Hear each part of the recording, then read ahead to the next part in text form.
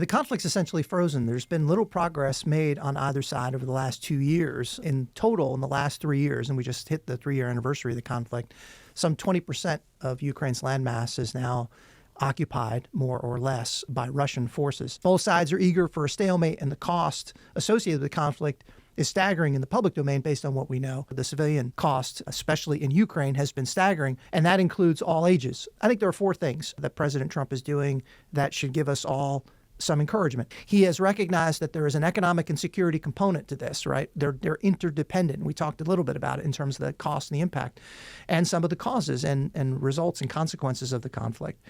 And what that means specifically is developing a long-term economic relationship with Ukraine, which is described as a mineral arrangement. But I think it's broader than that, which may be signed as early as this week in Washington. And that is important for 2 reasons. First is it's going to be important to ensure that Ukraine is viable economically now and after a conflict is brought to termination, so that the cost, if nothing else, is reduced, but also so that the people of Ukraine have a path forward. Second, I think it's important for the U.S. to have a vested interest that it would protect and defend, and I think that's an important signal. It's short of Ukraine in NATO, which the president has not supported, and I think that's right, but I think it's still a demonstration of commitment.